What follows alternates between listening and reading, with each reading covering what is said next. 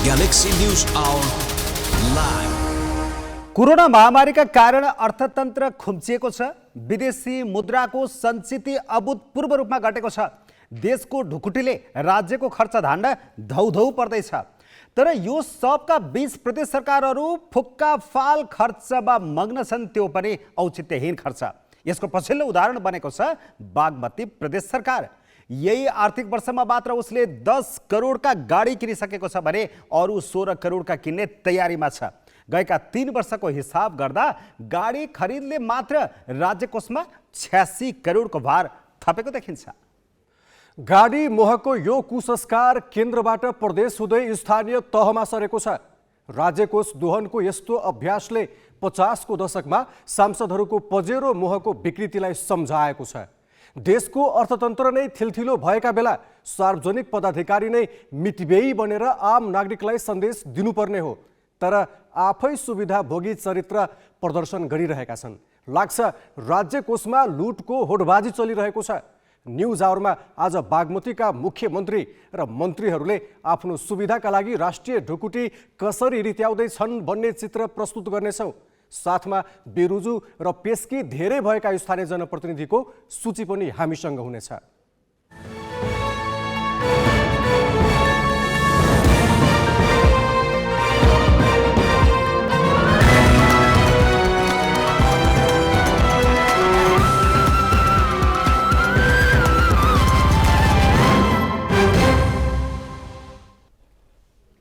नमस्कार, यो हो गैलेक्सी न्यूज आवर। अब हेडलाइन्स।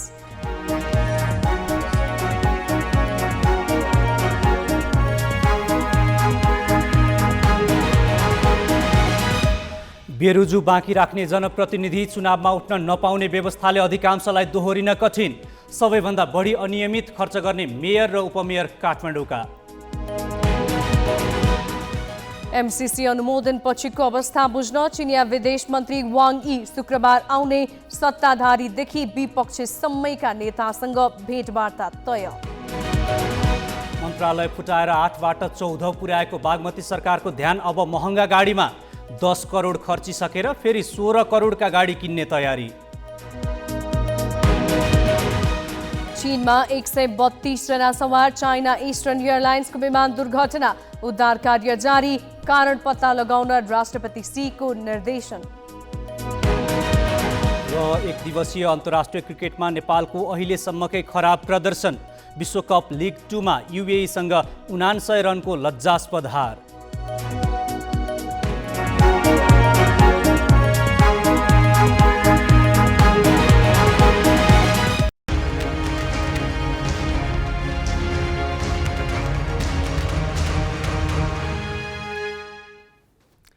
स्थानीय तहको निर्वाचन अन्तर्गत वैशाख 11 र 12 गते उम्मेदवारी दर्ताको तालिका छ।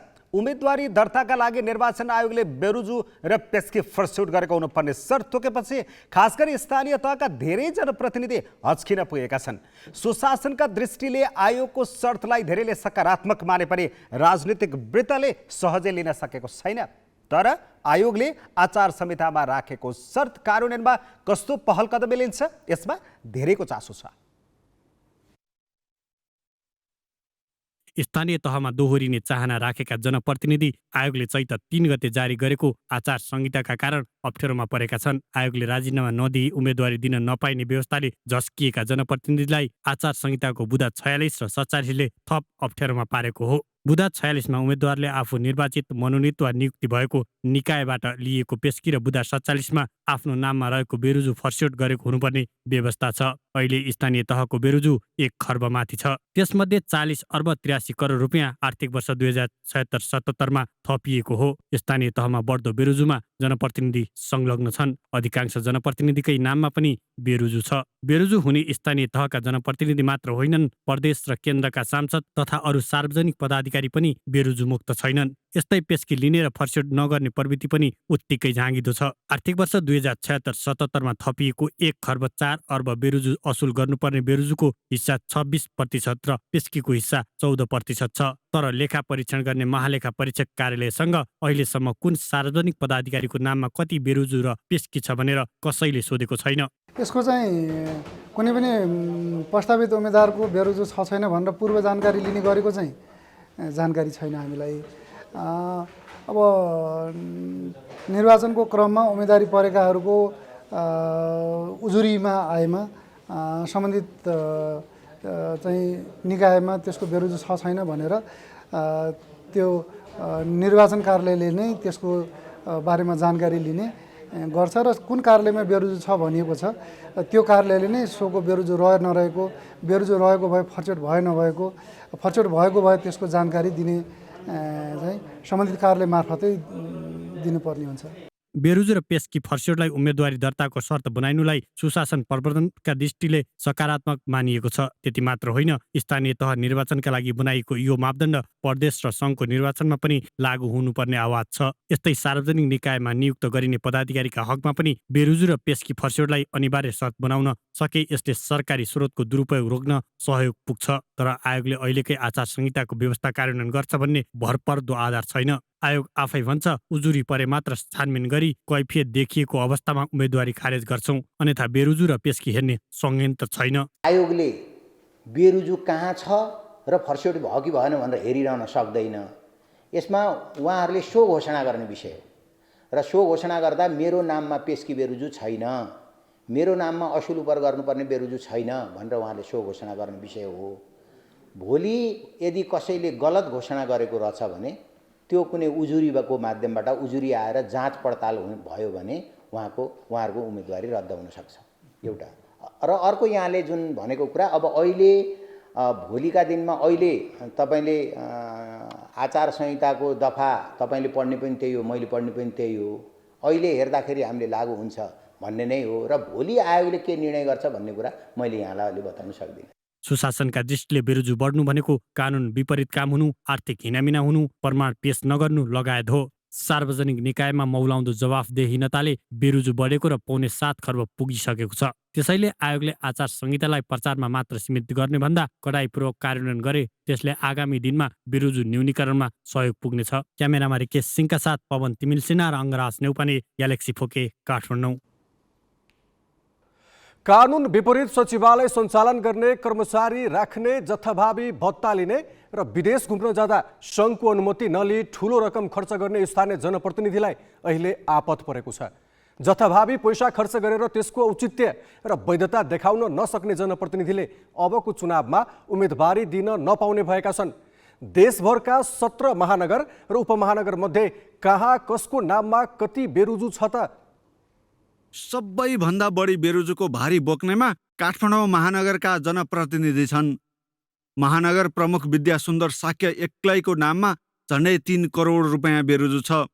उनी वित्तीय पारदर्शिताका हिसाबले देशकै सबैभन्दा अराजक जनप्रतिनिधि हुन्। उपप्रमुख मध्ये पनि सबैभन्दा वित्तीय अनुशासनहीन काठमाडौँकै हरिप्रभा खड्गी देखिन्छन्। उनका नाममा झन्डै 23 लाख बेरुजु छ। व्यक्तिगत बेरुजुका हिसाबले घोराही उपमहानगर प्रमुख नरुलाल चौधरी दोस्रो नम्बरमा आउँछन्। उनले झन्डै 65 लाख फर्स्योट गर्न बाँकी छ। त्यसपछि ललितपुर महानगर प्रमुख चिरीबाबु महर्जन 36 लाखभन्दा बढी बेरुजुको भार बोकिरहेका छन्। उपप्रमुखको समेत जोड्दा 61 लाखभन्दा माथि हुन्छ। तुलसीपुर उपमहानगर प्रमुख घनश्याम पाण्डेको नाममा पनि 16 लाख रुपियाँको हिसाब देखाउन बाँकी छ।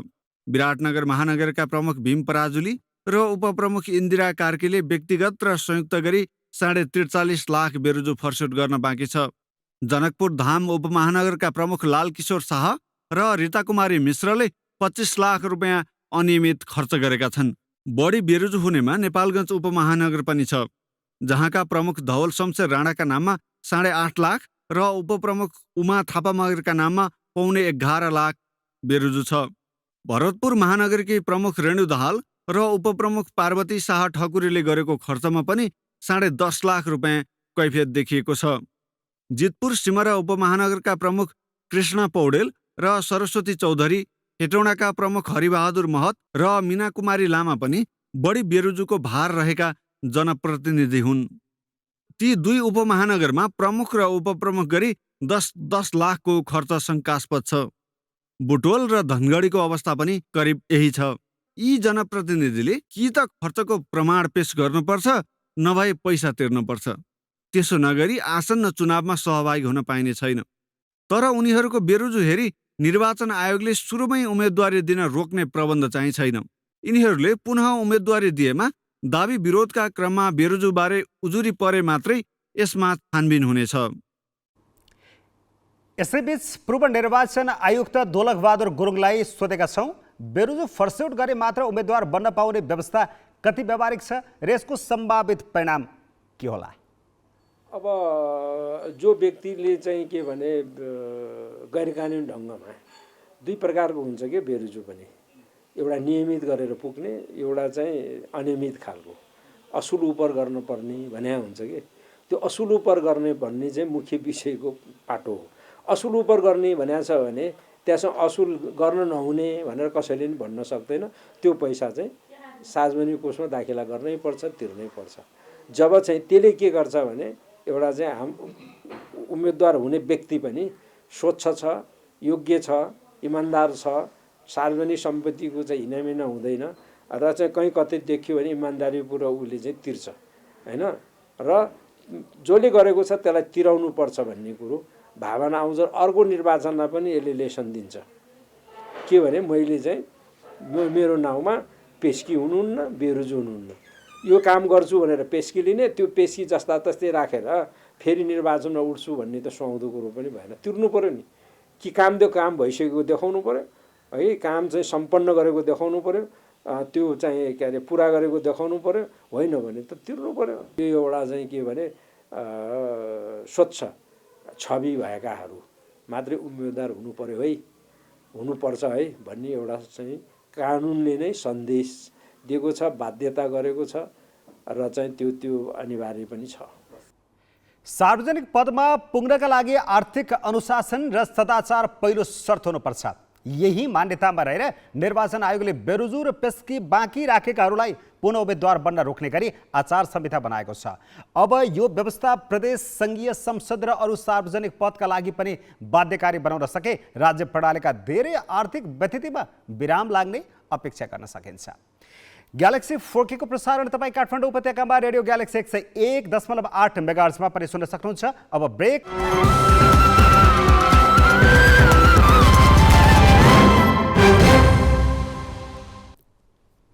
अब केही न्यूज संक्षेपमा। चीनका विदेश मन्त्री वाङ यी 3 दिने भ्रमणको लागि शुक्रबार नेपाल आउने भएका छन्। परराष्ट्र मन्त्रालयका अनुसार चिनिया विदेश मन्त्री परराष्ट्र मन्त्री नारायण खड्काको निम्तामा नेपाल आउन लागेका हुन्। भ्रमणका क्रममा विदेश मन्त्री यीले राष्ट्रपति विद्यादेवी भण्डारी र प्रधानमन्त्री शेरबहादुर देउवासँग शिष्टाचार भेट गर्नेछन्। परराष्ट्र मन्त्री खड्का र यीको टोली बीच शनिबार द्विपक्षीय वार्ता हुनेछ। विदेश मन्त्री यीले प्रमुख प्रतिपक्षी एमालेका अध्यक्ष केपी शर्मा ओली, माओवादी केन्द्रका अध्यक्ष पुष्पकमल दाहालसँग पनि भेट गर्ने तालिका रहेको परराष्ट्र मन्त्रालयले जनाएको छ। अमेरिकी अनुदान सहयोगको एमसीसी सम्झौता आफ्नो चाहना विपरीत अनुमोदन भएपछि चीनबाट उच्चस्तरीय भ्रमण हुन लागेको हो। प्रतिनिधि सभाले फागुन 15 गते एमसीसी अनुमोदन गरेको थियो। 5औं बिमस्टेक शिखर सम्मेलनमा प्रधानमन्त्री शेरबहादुर देउवा भर्चुअल माध्यमबाट सहभागी हुने भएका छन्। श्रीलङ्काको कोलम्बोमा चैत्र 16 गते हुने सम्मेलनमा प्रधानमन्त्री देउवा भर्चुअल माध्यमबाट सहभागी हुने भएका हुन्। सरकारले सम्मेलनमा बिमस्टेक बडापत्र लगायत दस्तावेजमा नेपालको तर्फबाट हस्ताक्षर गर्न परराष्ट्र मन्त्रालयलाई स्वीकृति दिएको छ। सरकारका प्रवक्ता ज्ञानेन्द्र बहादुर कार्कीले मन्त्री परिषदले गरेका निर्णय आज सार्वजनिक गर्दै बिमस्टेकको मन्त्रीस्तरीय र परराष्ट्र सचिव स्तरीय बैठकमा भने परराष्ट्र मन्त्री नारायण खड्का र सचिव भरतराज पौड्याल भौतिक रूपमा सहभागी हुने जानकारी दिए। मन्त्री परिषदले प्रहरी नियमावलीको 10औं संशोधन गरेका छन्। यस्तै नेपाल पारवाहन तथा गोदाम व्यवस्था कम्पनीको महाप्रबन्धकमा प्रेमराज भण्डारी र विद्युत नियमन आयोगको सदस्यमा गौतम डङ्गोल नियुक्त भएका छन्। नेपालको व्यापार घाटा यो आर्थिक वर्ष 11 खर्ब 61 अर्ब रुपैयाँ पुगेको छ। 8 महिनाको निर्यात 1 खर्ब 48 अर्ब भन्दा कम छ, तर आयात चुलिएर 13 खर्ब 9 अर्ब हाराहारी पुगेको छ। 90 रुपैयाँको आयात गरेर 10 रुपैयाँको वस्तु निर्यात गर्ने नेपालले हरेक दिन झन्डै 6 अर्ब रुपैयाँ व्यापार घाटा बेहोरिरहेको छ। यस्तो अवस्थामा पनि 28 देशसँगको व्यापार नेपालकै पक्षमा छ। हामीलाई अहिले सबैभन्दा बढी लाभ डेनमार्कसँगको व्यापारमा छ। 8 महिनामा डेनमार्कसँग 14 करोड रुपैयाँ भन्दा बढी व्यापार नाफा भएको छ। Cambodia, Algeria, Niger, Guinea, Malta, Yemen, Mauritius, Jamaica, Iceland, Croatia लगायत नेपाललाई व्यापार नाफा हुने देशको सूचीमा छन्। भन्सार विभागका अनुसार 131 देशसँगको व्यापारमा भने नेपालले घाटा बेहोर्नु परेको छ। नेपाल र कतार बीच श्रम सम्झौता नवीकरण गर्ने सहमति भएको छ। श्रम, रोजगार तथा सामाजिक सुरक्षा मन्त्री कृष्ण कुमार श्रेष्ठ र कतारका श्रम मन्त्री अल बिन समिक अल मारी बीचको भेटवार्तामा श्रम सम्झौता नवीकरणको सहमति भएको हो। मन्त्री श्रेष्ठले सम्झौता नवीकरणका लागि सरकारले पठाएको मस्यौदाबारे समकक्षी मारीलाई जानकारी गराएका थिए। भेटवार्तामा कार्यदल स्तरमा छलफल गरी मस्यौदालाई छिट्टै अन्तिम रूप दिई नेपालमा हस्ताक्षर गर्ने सहमति भएको मन्त्री श्रेष्ठको सचिवालयले जनाएको छ। दुई देश बीच 17 वर्ष अघि श्रम सम्झौता भएको थियो। कतार नेपाली युवाहरूको प्रमुख रोजगार गन्तव्य हो। त्यहाँ अहिले 3 लाखभन्दा बढी नेपाली कार्यरत छन्। मोरङको लेटाङमा चक्कु प्रहार गरी प्रहरीको हत्या गरेको घटनामा संदिग्ध 5 जना पक्राउ परेका छन्। गैराती हतियारधारी समूहको आक्रमणबाट प्रहरी जवान उर्मिला श्रेष्ठको मृत्यु भएपछि घटनाको अनुसन्धानका लागि प्रहरीले 5 जनालाई नियन्त्रणमा लिएको हो। घटनापछि लेटाङ क्षेत्रमा कर्फ्यू लगाइएको छ। कर्फ्यू आदेशपछि लेटाङको अवस्था सामान्य रहेको प्रमुख जिल्ला अधिकारी काशीराज दाहालले जानकारी दिए। लेटाङ 5 खेरुवा स्थित शिक्षा विकास माविका एक शिक्षकले 12 वर्षीय बालिकालाई यौन दुर्व्यवहार प्रयास गरेको उजुरीपछि शिक्षकलाई पक्राउ गर्न पुगेको प्रहरी र शिक्षकलाई आक्रमण गर्न खोज्ने समूह बीच झडप भएको थियो। दिनभर विद्यालयमै राखिएका शिक्षकलाई राति प्रहरी कार्यालय ल्याउने क्रममा आक्रोशित भिडले आक्रमण गरेको थियो। देशमा चुनावी गर्मी बढेको छ।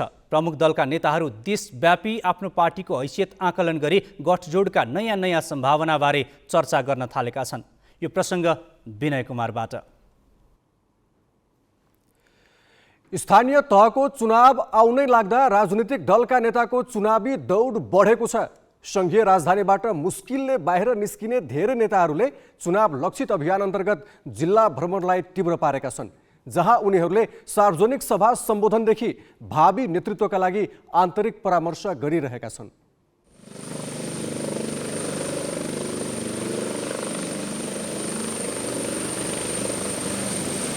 प्रधानमन्त्री एवं काङ्ग्रेस सभापति शेरबहादुर देउबा सोमबार मोरङको सुन्दर हरैचा नगरपालिकाको प्रशासनिक भवन शिलान्यास गर्न पुगे।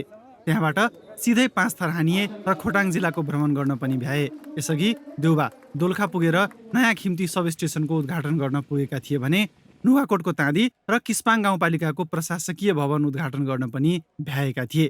केही दिन यताको उनको यस दौडाहाको मुख्य उद्देश्य स्थानीय चुनावको प्रचार नै देखिन्छ। यो स्थानीय निर्वाचन हुनेको लागि यो नहुनु पनि सक्छ, नहुने पनि कुरा भन्नुभएको छ, त्यो होइन। निर्वाचन गर्ने काम निर्वाचन आयोगको हो। सरकारले पुरा सहयोग गर्ने हुनाले यसकारण चाहिँ निर्वाचन आयोगले कटिबद्ध निर्वाचन गराएरै छोड्ने वचनबद्ध हुनुहुन्छ र हाम्रो सरकारले चाहिँ पुरा सहयोग गर्नेछ। निर्वाचनमा ढिला सोच्ने हुने कुरा छैन। निर्वाचन सार्ने कुनै मनसाय छैन। निर्वाचन टाइममै हुने विश्वास दिलाउन चाहन्छु। सरकारले पुरा सहयोग गर्नेछ। त्यसो त काङ्ग्रेसले 1 महिने अभियानै घोषणा गरी नेताहरूलाई देशभर खटाएको छ। काङ्ग्रेस सहित सत्तामा हुने अरू दलका नेता तथा मन्त्रीहरू उद्घाटन र अरू कार्यक्रम मिलाएर जिल्ला दौडाहा गर्दैछन्।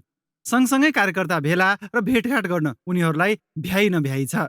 निर्वाचन आचार संहिताले सरकारी पदाधिकारीलाई उद्घाटन शिलान्यास गर्न बन्देज लगाएकाले पनि सङ्घ सरकारदेखि स्थानीय सरकारसम्मले आचार संहिता लागू नहुँदै उद्घाटन शिलान्यासलाई तीव्र पारेका छन्। यसबीचमा प्रमुख प्रतिपक्षी एमाले पार्टी प्रवेश, आमसभा र कार्यकर्ता प्रशिक्षण कार्यक्रमलाई सघन बनाएको छ। अध्यक्ष केपी शर्मा ओलीले पश्चिमको पोखरादेखि पूर्वको इलामसम्मै म्याराथन भ्रमण र भेलाका सम्बोधन सकेर काठमाडौँ आइपुगेका छन्।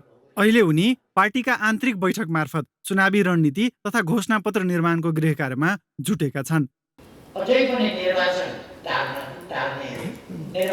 नगराउने फरक धकेल्ने तर कलात्मक ढङ्गले, कलात्मक भनेको के भने षड्यन्त्रपूर्ण ढङ्गले, कला भनेको षड्यन्त्र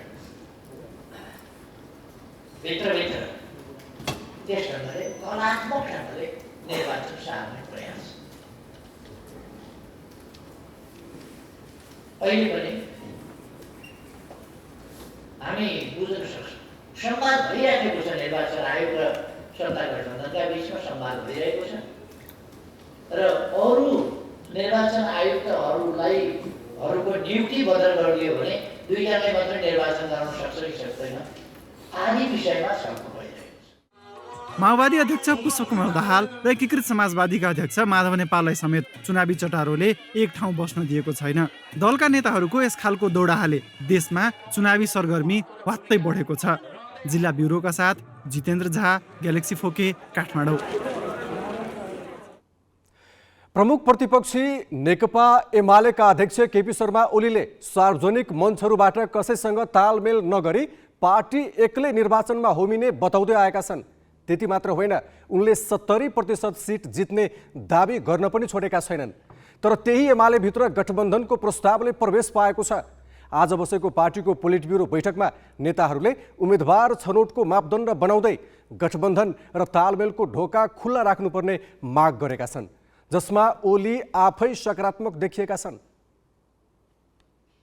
सोमबार बसेको एमालेको पोलिट ब्युरो बैठकमा घनश्याम भुसाल, रघुजी पन्त, ठाकुर गैरे लगायत धेरै नेताले वाम गठबन्धनका लागि ढोका खुला गर्नुपर्ने प्रस्ताव राखे। स्थानीय तहको निर्वाचनमा पार्टीलाई जिताउने हो भने अन्य दलसँग तालमेल गरेर उम्मेद्वार उठाउनु पर्ने उनीहरूको भनाइ थियो। कतिपयले त वामपन्थी पार्टी बीच एकतामा जोड नै दिए। पार्टी अध्यक्ष ओलीले एक्लै प्रतिस्पर्धा गरेर 70% सिट जित्ने दावी गरिरहेका बेला केही नेता सम्भव भए एकता नभए तालमेलको पक्षमा उभिएका हुन्।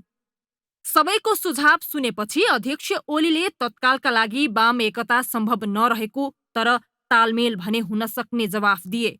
एमाले यसबारे आवश्यक तयारी सहित चाँडै निर्णय गर्ने भनेको छ। केन्द्रीय कमिटीको सदस्यहरूले चुनावी चाहिँ तालमेल गरेर जाने चाहिँ सन्दर्भमा चाहिँ केही न केही ठोस अवधारणा बनाउनु पर्यो, दृष्टिकोण लिनु पर्यो, कार्यक्रम नीति लिनु पर्यो भन्ने छ होइन। हामी सामान्यतया चाहिँ हाम्रो अहिले एकदम चाहिँ यो हल्ला खल्ला गरेर सारा चाहिँ नीतिगत निर्णय गरेर हामी चाहिँ वाम एकताको तालमेल गऱ्यो या चाहिँ फलाना चाहिँ तालमेल गऱ्यो या लोकतान्त्रिक तालमेल गऱ्यो भन्ने ठाउँमा पुग्दैनौँ हामी सायद होइन। हामी आफ्नै शक्तिमा विश्वास गर्छौँ। पहिलो कुरा आफ्नै शक्तिमा विश्वास गरेर नेकपा एमालेलाई सबै स्थानीय तहमा एकल बहुमत सहितको सरकार निर्माण गर्ने कुरामा चाहिँ लाग्छौँ हामी। तर यसको बावजुद पनि स्थानीय लेभलमा जहाँ जहाँ सम्भव छ सबै सम्भव भएको शक्तिहरूसँग हाम्रो तालमेल हुन सक्छ। स्थानीय तहको निर्वाचनमा गठबन्धन वा तालमेल गरेर जाने विषयलाई लिएर सत्ता गठबन्धनका घटक बीच कुरा नमिलिरहेको अवस्थामा एमाले तालमेलको विषयलाई गम्भीर बनेर अघि बढाउने भनेको छ। गठबन्धनभित्रका घटकले आफूलाई घाटा हुने गरी तालमेल गर्न सक्ने भएले पनि एमाले त्योभन्दा अघि आफैले तालमेलको निर्णय गर्न खोजेको देखिन्छ। आफूलाई सत्ताबाट हटाएर शासन गरिरहेको गठबन्धनलाई कुनै पनि हालतमा जित्न नदिन एमाले प्रभावशाली नेतालाई उम्मेद्वार बनाउने योजनामा छ। उम्मेद्वारहरूको मापदण्ड चाहिँ पहिलो मापदण्ड पार्टीको नीति र कार्यक्रमप्रतिको उसको प्रतिबद्धता, दोस्रो मापदण्ड जनप्रतिनिधिमा निर्वाचित भएर काम गरिरहेका व्यक्तिहरूको हकमा उनीहरूको कामको मूल्याङ्कन र तेस्रो कुरा चाहिँ उनीहरूको कार्यक्षमता र विकास र सुशासनप्रतिको उसको दृष्टिकोण, त्यस्तै लोकप्रियता र चुनावमा विजयको सुनिश्चितताको चाहिँ मापदण्ड अर्को मापदण्ड हुन्छ। दलहरूले चुनाव केन्द्रित गतिविधि बढाएका बेला एमाले गतिविधिसँगै अन्य दलभन्दा अघि घोषणा पत्र सार्वजनिक गर्न चाहेको छ। यसका लागि उसले घोषणा पत्रको मस्यौदा बनाइसकेको छ, जुन घोषणा पत्र वैशाख 9 गते 753 वटै स्थानीय तहमा चुनावी प्रतिबद्धता पत्रका रूपमा सार्वजनिक गर्ने एमालेको तयारी छ। क्यामेरामा सञ्जय घिमिरे र सबिन महर्जनका साथमा सृजना घिमिरे, ग्यालेक्सी फोके, काठमाडौँ। यतिखेर प्रमुख दलहरू आफ्नो नाडी आफै छामिरहेका छन्। को कति पानीमा छ भनेर अनुमान लगाउन गरिएका देश दौडाएपछि व्यक्त प्रतिक्रियाले कुनै पनि दल आफ्नो जितमा ढुक्क नरहेको स्पष्ट हुन्छ, किनभने सबै शक्तिले कुनै न कुनै वैशाखी वा छहारी खोजेको देखिन्छ। अब पालो सही कि गलतको।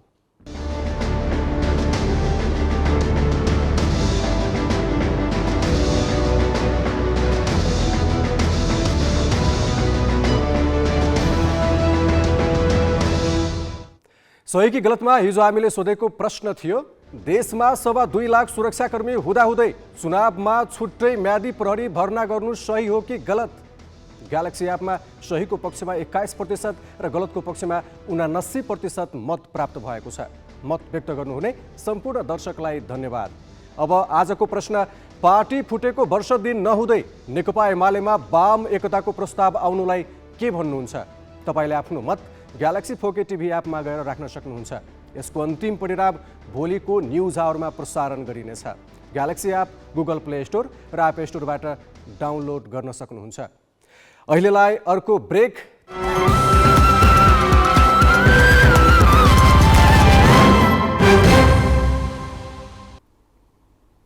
अब केही न्युज संक्षेपमा।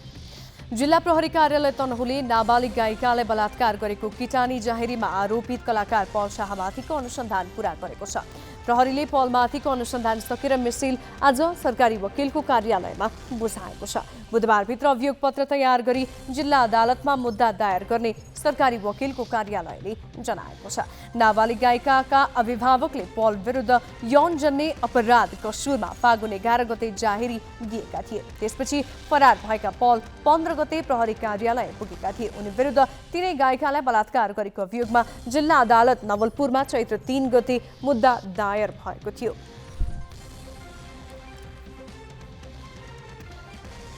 शेयर बजार परिसूचक 18 अङ्कले बढेको छ। कारोबार खुलेको केही समयदेखि घट्न सुरु गरेको बजार अन्तिम समयमा सम्हालिँदै दोहोरो अङ्कले बढेर बन्द भएको हो।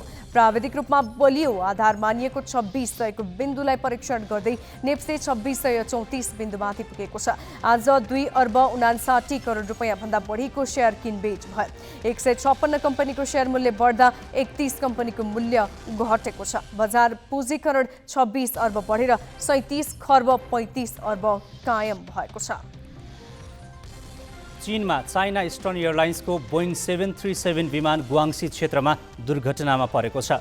123 यात्रु र चालक दलका 9 सदस्य सहित कुनमिङबाट ग्वान्झाउका लागि उडेको जहाज दुर्घटनामा परेको चिनिया सञ्चार माध्यमले उल्लेख गरेका छन्। जहाजले 8869 मिटरको उचाइमा उडान भरेको थियो। उडान भरेको केही समय पश्चात जहाजले राडार र ग्राउन्ड सम्पर्क गुमाएको थियो। दुर्घटनास्थलमा 600 भन्दा बढी उद्धारकर्मी परिचालन गरिएका छन्। चीनका राष्ट्रपति सी जिनपिङले दुर्घटनाप्रति दुःख व्यक्त गर्दै दुर्घटनाको कारण पत्ता लगाउनका लागि तत्काल अनुसन्धान गर्न निर्देशन दिएका छन्। युक्रेनका राष्ट्रपति भलोदिमिर जेलेन्स्कीले रुसले तेस्रो विश्वयुद्धको सङ्केत गरेको बताएका छन्। जेलेन्स्कीले जारी युद्ध अन्त्य गर्ने एकमात्र उपाय वार्ता भए पनि रुस वार्ताप्रति सकारात्मक नभएको बताए। वार्ताका लागि आफू तयार रहे पनि रुसी समकक्षी भ्लादिमिर पुटिनले चासो नदिएको उनको भनाइ छ। उता मरियोपोलमा आत्मसमर्पण गर्न रुसले दिएको आदेश युक्रेनले अस्वीकार गरेको छ। मानवीय राहत र उद्धारका लागि युक्रेनले गरेको युद्ध विरामको आग्रहपछि रुसले आत्मसमर्पण गर्न आदेश दिएको थियो। रुसले युक्रेनमा 26 दिनदेखि आक्रमण जारी राखेको छ। त्यसयता करिब 35 लाख युक्रेनीले देश छोडिसकेका छन्। धनगढीमा जारी अन्डर 19 महिला राष्ट्रिय क्रिकेट प्रतियोगितामा कर्णाली र सुदूरपश्चिम प्रदेश विजयी भएका छन्। पहिलो खेलमा कर्णाली प्रदेशसँग पराजय बेहोरेको सुदूरपश्चिमले आफ्नो दोस्रो खेलमा आज लुम्बिनी प्रदेशलाई 6 विकेटले हरायो। टस जितेर ब्याटिङ रोजेको लुम्बिनीले 10 विकेटको क्षतिमा 107 रन बनाएको थियो। सुदूरपश्चिमले 17.3 ओभरमा 4 विकेटको क्षतिमा लक्ष्य भेट्टायो। आजै भएको अर्को खेलमा कर्णालीले बागमतीलाई 9 विकेटले हरायो। टस जितेर ब्याटिङ रोजेको बागमतीले निर्धारित 20 ओभरमा 7 विकेटको क्षतिमा 67 रन जोडेको थियो। कर्णालीले 12.2 ओभरमा 1 विकेटको क्षतिमा लक्ष्य पूरा गर्यो। कसैलाई केही धन्दा कसैलाई खानकै धन्दा भन्ने उखान यतिखेर बागमती सरकारका मुख्यमन्त्री र मन्त्रीहरूका हकमा लागू भइरहेको छ। देशै आर्थिक सङ्कटोन्मुख भएका बेला बागमतीमा यतिखेर महँगा गाडी किन्ने चटारो छ। थप विवरण निमेश बन्जाडेबाट। राजनीतिक भागभण्डा मिलाउन मङ्सिर अन्तिम साता बागमती प्रदेशमा 8 मन्त्रालयलाई टुक्राएर 14 पुर्याइयो। मन्त्रालय टुक्राउँदाका एक पछि अर्को असर अहिले देखिन थाले। सरकारको खर्च त बढेको छ नै, महँगा गाडी किन्ने प्रतिस्पर्धा चलेको छ। यो आर्थिक वर्ष सवारी साधन खरिदमा 10 करोड रुपैयाँ खर्च गरिसकेको प्रदेश सरकारले थप 16 करोडका गाडी किन्ने तयारी थालेको छ। भागभण्डा मिलाउन अनावश्यक रूपमा मन्त्रालय फुटाएपछि मुख्यमन्त्री राजेन्द्र पाण्डे आलोचित बनेका थिए। उनी आलोचना गर्नेहरूलाई जवाफ दिने गरी काम गर्नुको साटो ढुकुटी रित्याउनतिर केन्द्रित भएका छन्। मन्त्रालय थपिएपछि यो आर्थिक वर्षमा नै 16 करोड रुपैयाँका गाडी किन्ने प्रक्रिया अगाडि बढाइएको छ। यो वर्ष यसअघि गाडी खरिदमा 10 करोड रुपैयाँ खर्च भइसकेको अवस्थामा आर्थिक मामिला तथा योजना मन्त्रालयले थप गाडी किन्न बजेट निकासा गरेको छ। उद्योग, श्रम, खानेपानी, ऊर्जा, स्वास्थ्य र पर्यटन मन्त्रालयलाई प्रति मन्त्रालय 1 करोड 20 लाखका दरले 7 करोड 20 लाख रुपैयाँ निकासा भइसकेको छ। सार्वजनिक खर्चमा मितव्ययिता अपनाउने प्रतिबद्धतालाई बेवास्ता गरी सरकारले अनावश्यक रूपमा महँगा सवारी साधन किन्न लागेको हो। जनताले प्रत्यक्ष लाभ पाउने कार्यक्रमलाई प्राथमिकता दिन छोडेर सवारी साधन किन्ने होडप्रति आर्थिक मामिला तथा योजना मन्त्रालयकै अधिकारी असन्तुष्ट देखिएका छन्। निश्चय पनि हामीले मितव्ययिता कायम गराउने दायित्व यस मन्त्रालयको पनि हो। हामी चाहिँ सकेसम्म यस्तो खालको फजुल खर्चहरू चाहिँ नहोस्। त्यो पनि अब किन्दाखेरि पनि एउटा प्रक्रियाभित्र रहेर प्रतिस्पर्धामा रहेर कमभन्दा कम खर्चमा किनियोस्। सकेसम्म मर्मत गरेरै त्यो सवारी साधन चलोस्। नयाँ भन्दा सकेसम्म मर्मत गरेरै चल्छ भने मर्मत गरेर चलोस्।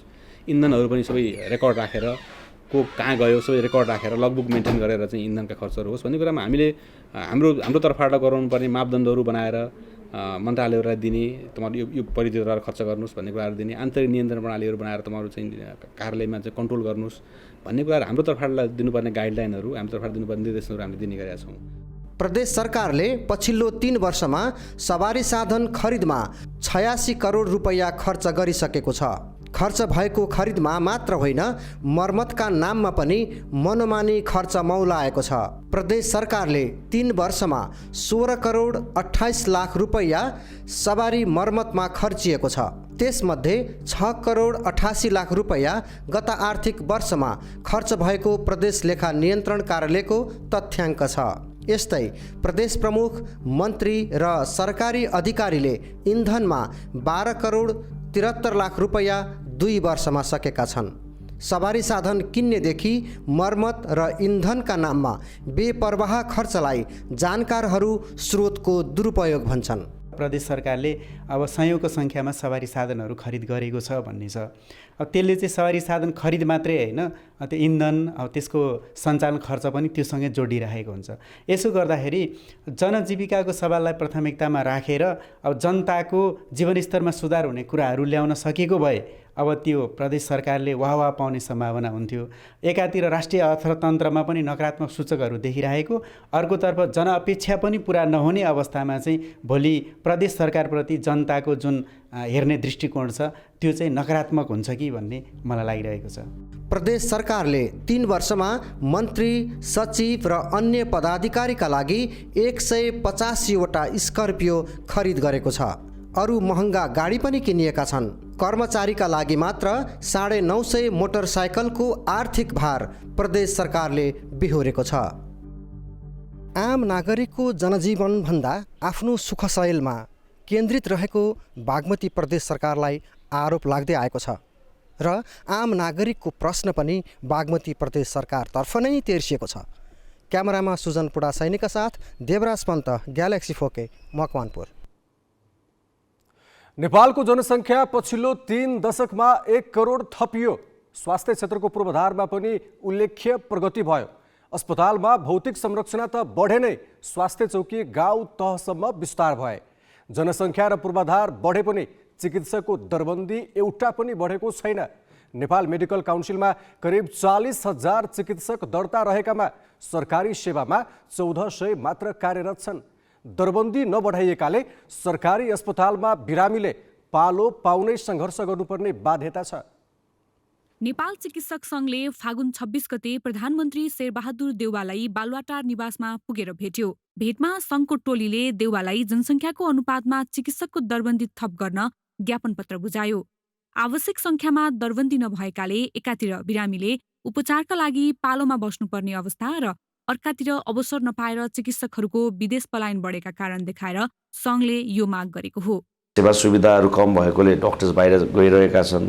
त्यसमाथि नेपालै बस्छु भन्ने डाक्टरहरूलाई पनि यहाँ नै दरबन्दीहरू नभइसकेपछि त बाहिर जान नचाहने डक्टर्सहरू पनि बाध्य भएर जानुपर्ने स्थिति आयो, किनभने यहाँ यत्रो खर्च लगानी गरेर पढ्ने अनि त्यस पछाडि नेपालमै प्लेसमेन्ट नपाइसकेपछि उनीहरू बाध्य भएर बाहिर जाने भयो।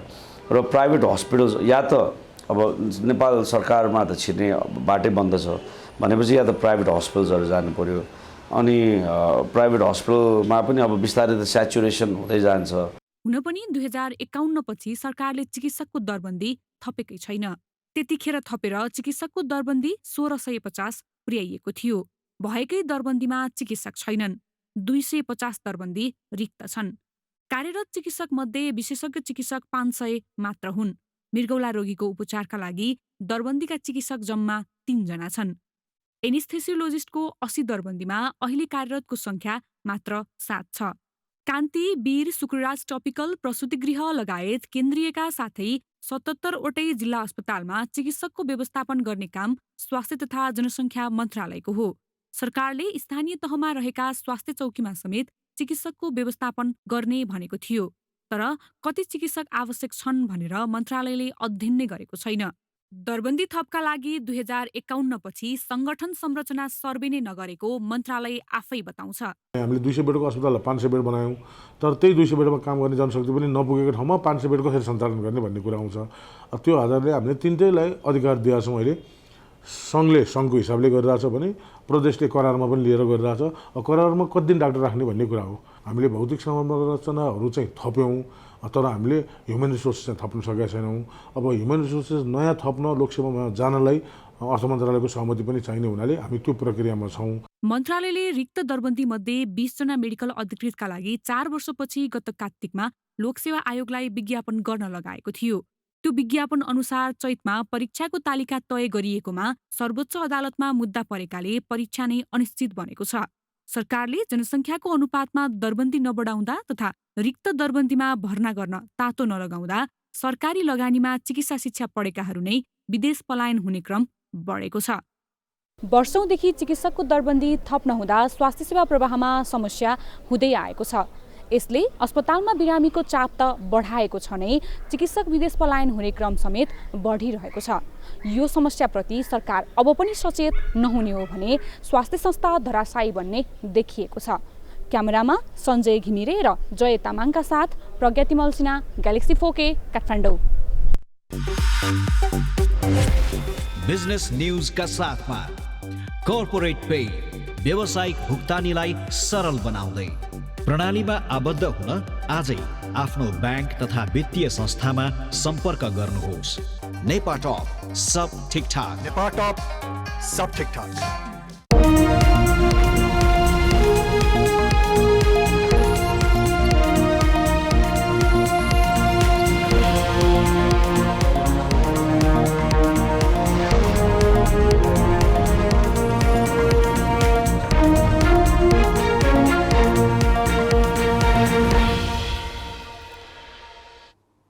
नेपालमा अहिले 27 वाणिज्य बैंक सहित 128 बैंक तथा वित्तीय संस्था छन्। उनीहरूको निक्षेप झन्डै 49 खर्ब छ।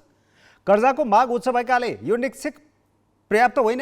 यही बेला अन्तर्राष्ट्रिय बजारमा नेपालको वित्तीय पहुँच र विदेशी लगानीकर्ताको विश्वास बढाउने उद्देश्यले राष्ट्र बैंकले विदेशी बैंकलाई नेपालमा शाखा खोल्न सहज पारिदिएको छ।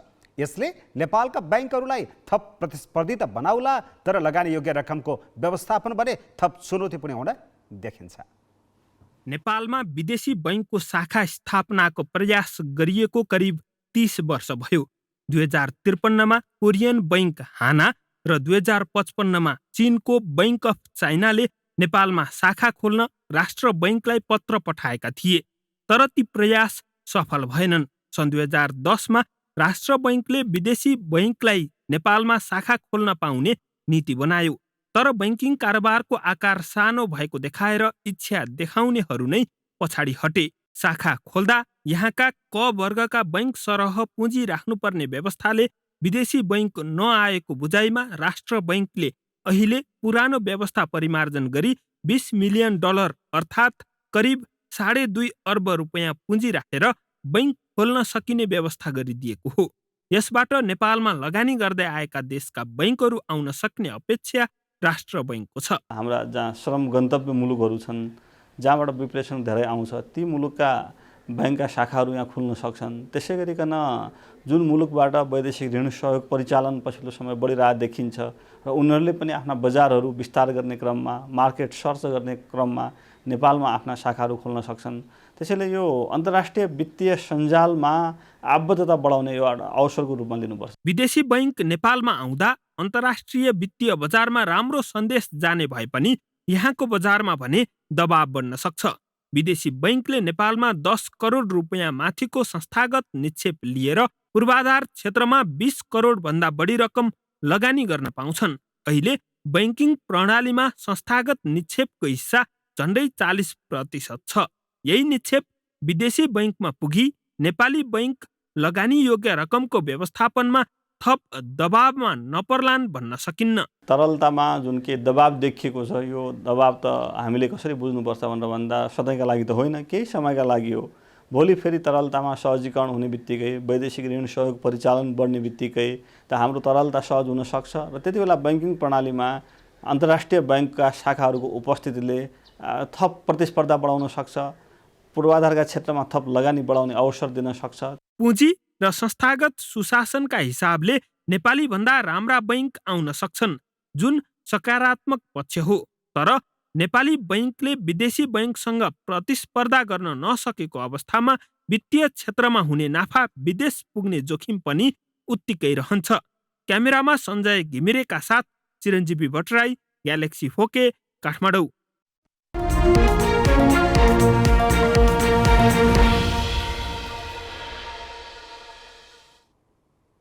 एक दिवसीय मान्यता प्राप्त नेपालले लज्जास्पद खेललाई निरन्तरता दिँदा आइसिसी विश्वकप लिग 2 मा फेरि युएईसँग हारेको छ। युएईसँग हारमा ह्याट्रिक भोग्नुको कारण खराब ब्याटिङ हो। युएईले 10औं जित निकाल्दा नेपालले भने अहिलेसम्मकै खराब प्रदर्शन गर्यो। युएई 22 अङ्कसहित दोस्रो स्थानमा रहँदा नेपाल मात्र 10 अङ्कसहित लिगको 6औं स्थानमा छ। आइसिसी विश्वकप लिग 2 मा नेपाल युएईसँग 79 रनले पराजित भएको छ। सन् 2018 मा नेपालले ओडिआई को मान्यता पाएपछि नेपालको यो अहिलेसम्मकै खराब प्रदर्शन हो। फेरि पनि नेपाल ब्याटिङमा नै चुकेको छ। नेपाली खेलाडीको प्रदर्शन निराशाजनक रह्यो। युएईलाई हराएर यही सिरिजको पहिलो खेलमा भोगेको हारको बदला लिने मौका नेपाललाई थियो, तर मौका फेरि गुम्यो। टस जितेर कप्तान सन्दीप लामिछानेले फिल्डिङ रोजे। पहिले ब्याटिङ गरेको युएईले 50 ओभरमा 9 विकेट गुमाएर 202 रन बनायो। उसका लागि रोहन मुस्तफाले अर्धशतकीय पारी खेले। उनले 60 रन बनाए। मोहम्मद वासिमले 33 र चुराग सुरीले 26 रन जोडे। बलिङमा सन्दीप लामिछानेले 3 तथा सोमपाल कामी र करण केसीले 2-2 विकेट लिए। जवाफमा 203 रनको लक्ष्य पछ्याएको नेपाल 35.1 ओभरमा सम्पूर्ण विकेट गुमाउँदै 103 रनमा अल आउट भयो। सुरुवात नै खराब रह्यो। ओपनर कुशल भुर्तेल 5 रन र अर्का ओपनर पवन सराफ 2 रनमा तथा दिपेन्द्र सिंह एरी गोल्डन डकआउट भए। मात्र 8 रन जोड्दा नेपालले 3 विकेट गुमाइसकेको थियो। सुरुवात मात्र होइन, मिडल अर्डर पनि उस्तै निराश रह्यो। कुनै समय पनि नेपाल सम्हालिन सकेन। ज्ञानेन्द्र मल्लले सर्वाधिक 30 रन बनाए। 7 खेलाडीले दोहोरो रन छुन सकेनन् र नेपाल लज्जास्पद नतिजामा पराजित हुन पुग्यो। नेपाल 103 रनमा समेटियो, जुन ओडिआईको अहिलेसम्मकै सर्वाधिक कम योगफल हो। यो नेपालको ओडिआई इतिहासकै खराब हार समेत बनेको छ। यसअघि युएईसँग नै 113 रनको रेकर्ड तोडेर नेपालले खराब प्रदर्शनमा रेकर्ड दर्ज गरेको छ। युएई विरुद्ध त हारमा ह्याट्रिक नै भएको छ। टी20 ग्लोबल क्वालिफायरको पीडादायी हार र त्यसपछि लगत्तै 2 ओडिआईमा नेपालले युएईसँग हार भोगेको छ। हार जित खेलको नियम नै हो, तर निरन्तर र लज्जास्पद हारले नेपाली क्रिकेटको स्तर खस्केको अनुभूति भएको छ।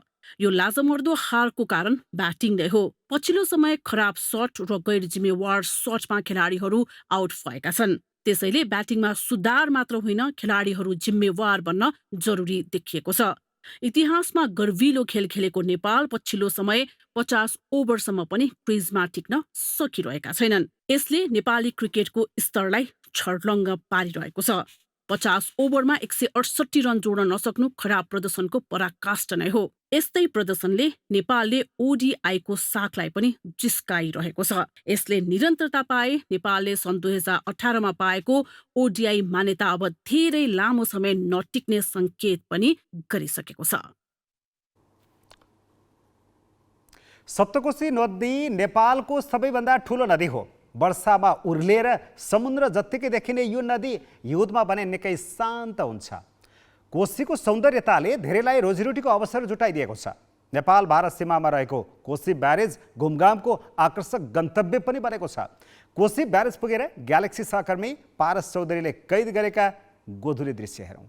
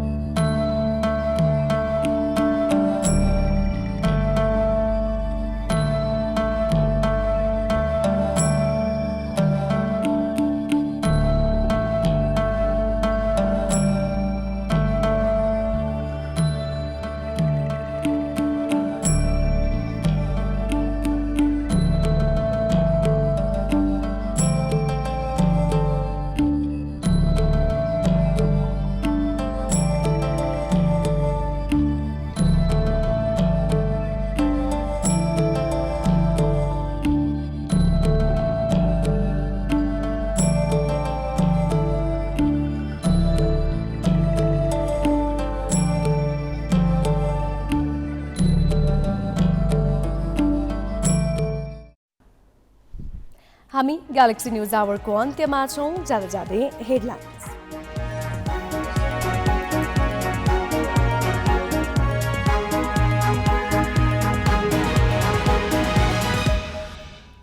बेरुजु बाँकी राख्ने जनप्रतिनिधि चुनावमा उठ्न नपाउने व्यवस्थाले अधिकांशलाई दोहोरिन कठिन। सबैभन्दा बढी अनियमित खर्च गर्ने मेयर र उपमेयर काठमाडौँका। एमसीसी अनुमोदन पछिको अवस्था बुझ्न चिनिया विदेश मन्त्री वाङ यी शुक्रबार आउने। सत्ताधारीदेखि विपक्षी सम्मैका नेतासँग भेटवार्ता तय। मन्त्रालय फुटाएर 8बाट 14 पुर्याएको बागमती सरकारको ध्यान अब महँगा गाडीमा। 10 करोड खर्चिसकेर फेरि 16 करोडका गाडी किन्ने तयारी। चीनमा 132 जना सवार चाइना इस्टर्न एयरलाइन्सको विमान दुर्घटना। उद्धार कार्य जारी। कारण पत्ता लगाउन राष्ट्रपति सीको निर्देशन। र एक दिवसीय अन्तर्राष्ट्रिय क्रिकेटमा नेपालको अहिलेसम्मकै खराब प्रदर्शन। विश्वकप लिग 2 मा युएईसँग 79 रनको लज्जास्पद हार।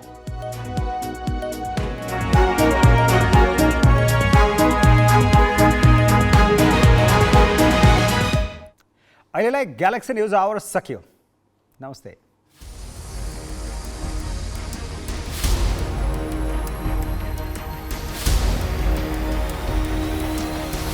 This is Galaxy News Hour Live.